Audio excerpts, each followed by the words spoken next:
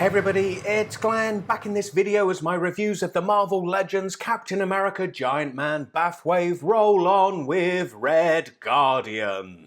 Then pictured on the packaging back on the left there is the Giant Man Build-A-Figure of this wave, and the action figures you will need to collect to build him are Captain America, Iron Man Mark 46, Black Panther, Nuke, Nick Fury, and Red Guardian as we have here. Then his bio blurb reads, "The Soviets' replica of Captain America, Red Guardian battles for his country and for humanity." Then as per that blurb, here he is pictured contemplating his country, humanity, and if he left the stove on. Here he is out of packaging, and the blurb on the packaging back encapsulates most you need to know about Red Guardian, but for those who want it, I'll delve a bit deeper in. Over the years, several characters have assumed the Red Guardian identity, the very first going way back to the 1940s and the golden age of comics, a time before Captain America was put on ice. Then bringing the alias into the modern Marvel continuity was the second Red Guardian, Alexei Shostakov, first appearing in 1967, and likely the most significant iteration being the husband to former Soviet agent, the Black Widow. Now first appearing in 1989, the fourth Red Guardian, as the Soviet answer to Captain America, appropriately led the Soviet super soldiers, who were in turn the Soviet answer to the Avengers. As to just which version of the character this figure represents, well, the costume remains largely unchanged over the years, so pick one. But don't pick the third Red Guardian, as she was a lady, or the eighth and latest, as he wears a modified version of the costume. And as the character was conceived as a replica of Captain America, it seems only natural that his action figure essentially be Captain America in the form of the Wharf Cap one from the Red Onslaught wave, with a couple of tweaks. However, where this reuse for Red Guardian bothers me in a really character-specific way is with his belt, which, while being a perfect fit for Captain America, isn't for Red Guardian. And I say that as I learned from making my very own Red Guardian custom action figure that the belt he wears, the buckle of it, actually comes off and is a throwing disc that he uses as a weapon. So it's a bit of a shame to see him denied that detail and receive just a normal belt buckle. As for the deco, well, as minimal as it is, it still manages to be really quite sloppy, at least on this version I have here. So the only shading the red part receives is a single spray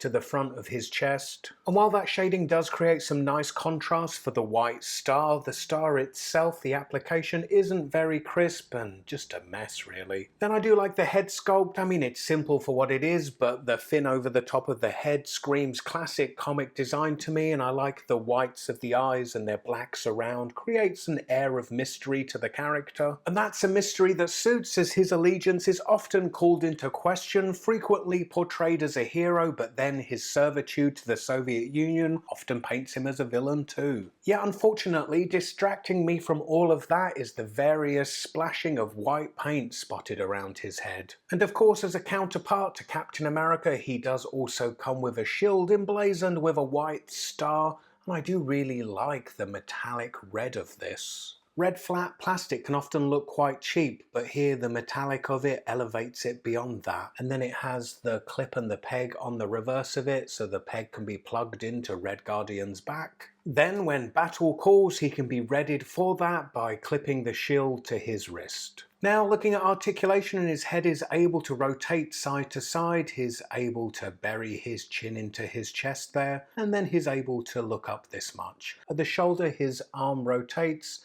and this hinges up to about a right angle to his body. There's upper arm rotation, followed by a double jointed elbow, but the full range of that is inhibited somewhat by the cuff of his glove. Then at the wrist, the hands rotate, and they're also hinged, moving down and also up. There's waist rotation, and then he also has an ab crunch, which moves this far forward, and then it moves this far back. At the hips, his legs move out to the side this much, and then they move this far forward and don't really move back. There's upper leg rotation, followed by a double jointed knee. Then there's rotation there at the top of the boot, and his feet are hinged, moving backwards and forwards, and he has that crazy ankle rocker pivot that I love. Yet, with the limits of his hip articulation, this is his widest stance possible, still with both feet flat on the floor.